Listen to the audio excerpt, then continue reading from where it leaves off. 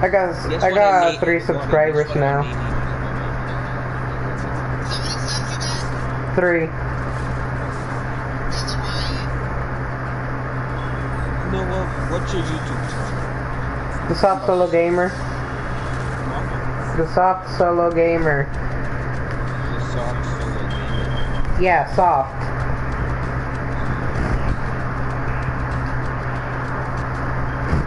Yeah, soft.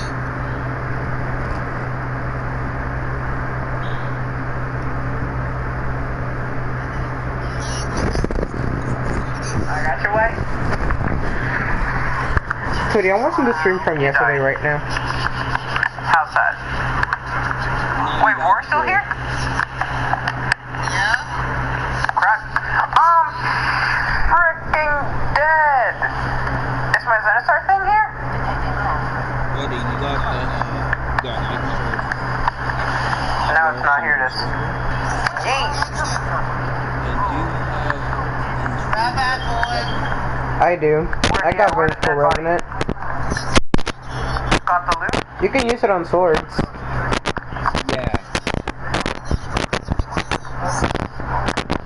Yeah, for Skana. You can use it on the Skana, the Broken War. You can use it on every single solo sword, basically.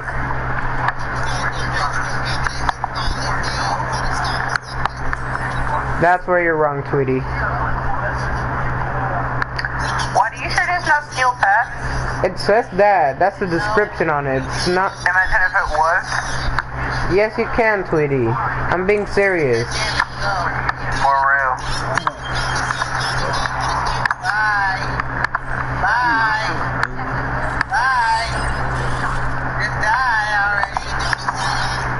Bye. It doesn't say anything, but it's only meant for the stalker weapons, Tweety. I'm being serious. Wait, were there 2 Vors?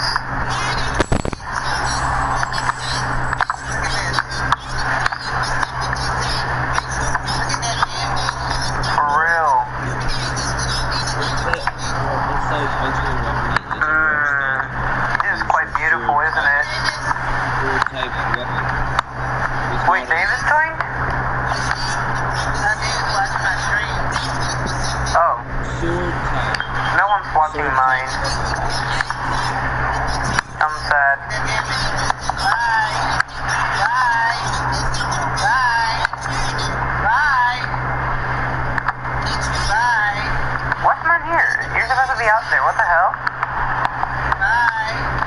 Bye. Got it out? I'm seeing these videos. Bye. Bye. It's showing Bye. Bye. We be soloing this, Waddy. Yeah, and I use it on the Crooker.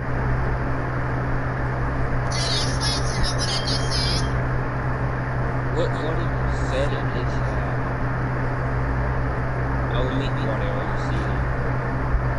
What he said is for it does say that it's only used for Venture Resonant is only used for sword type weapons. When you're looking at people that have been playing the game ever since it came out, it's saying that Venture Resonant is only used for So I'm basically being called a liar. When I'm literally being serious as hell. I'm telling the truth.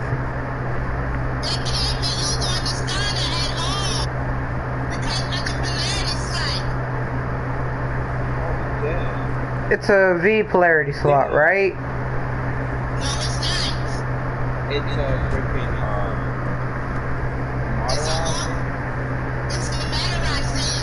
yeah, it's an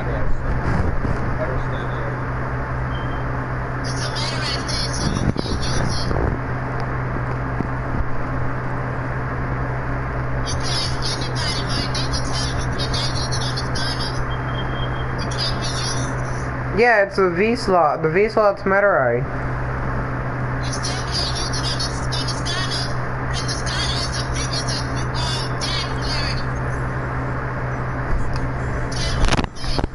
Alright, so noted, you cannot use it on the Skana, but you can use it on other swords, like the Broken War, the Crooker. The Crooker's a V-slot.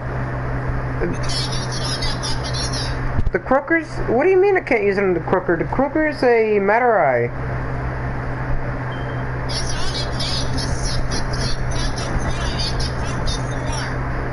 Tweety, when my Warframe's done downloading, I'll send you a screenshot. On my Crooker, I searched it up on Google. It's actually saying that it's only used and well, that's wrong. That's wrong.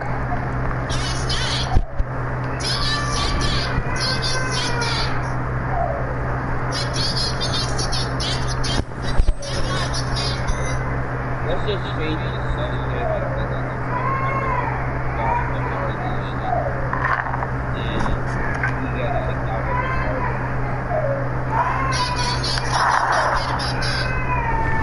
There's plenty of things that you can complain about in Warframe, but a shortage of guns, and more specifically shotguns, you can't really complain about. If you think about it, we kinda got them all. You got your traditional style shotguns, your pellet-based shotguns, you have your laser beam shotguns, you got your front tendrils of depth shotguns, even projectile-based glass explodey shotguns, and then some. So with all this variety and opposition, can something as standard as the Corinth Prime compete or not? Hey guys, welcome back. As always, my name is Lazar, and today we're going to be diving deeper into the Corinth Prime. Now, as per usual, I'm going to have a cheap build, something affordable that most players will be able to build, and a couple of variations on it. But of course, we also have the quote-unquote endgame setup with the most crazy Corinth ribbon I have ever seen. That said though, please keep in mind that my builds and guides usually take a new player-friendly approach. I like to take my time and explain a lot of the aspects that veteran players should already be accustomed to. So in case you're a veteran and you already know most of this stuff, please bear with me. And with that out of the way, let's jump into the Corinth Prime.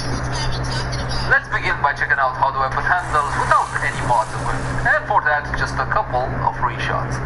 Now, the Corinth Prime differs greatly when it comes to functionality to the normal version of the Corinth, but a couple of key features still remain the same. First of all, this is still a semi-automatic shotgun, and per shot, you're going to be releasing a whole bunch of pellets which deal high amounts of damage.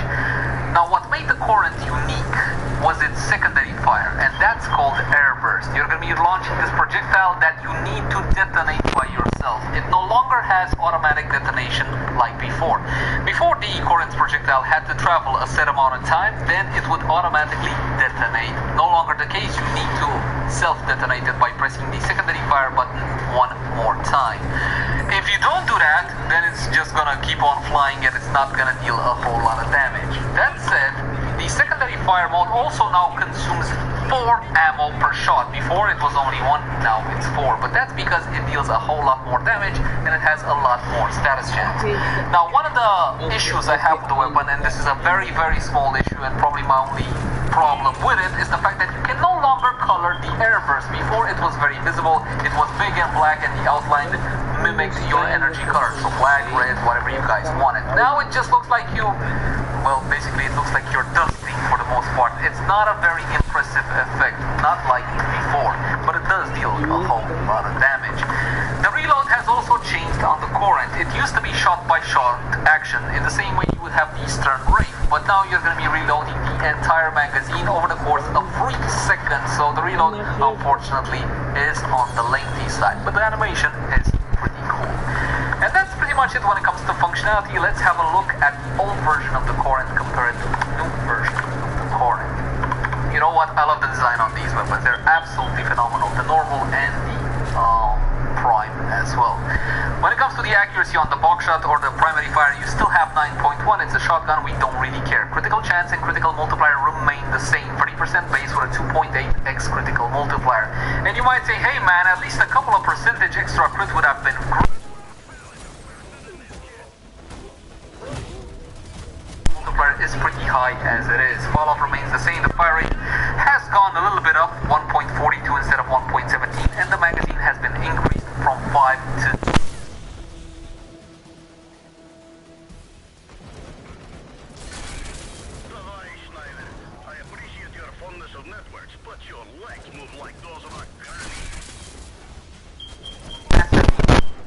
6 to 9. Again, this is a status per projectile because of the random status.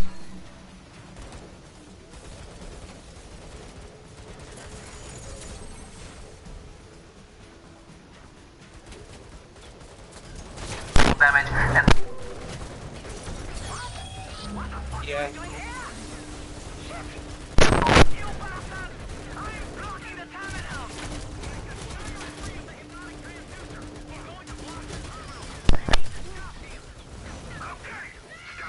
critical chance, same one critical multiplier. So if you're gonna build crit on this weapon, and you definitely should, you're gonna build it for the primary fire, not so much for the air burst. When it comes to the critical multiplier, again, even if you were to get bonus additive after effects such as Lord Harrow, for example, you still have that measly multiplier of 1.6. Fire rate is higher, just like before. Magazine, as you saw, higher reload. Again, 3 seconds instead of 2.3, and the status chance has been almost doubled, 50% from 28%, which is absolutely huge. Also, the damage saw a huge increase. So again, you are using 4 ammo per shot, but take a look at the damage. 2200 instead.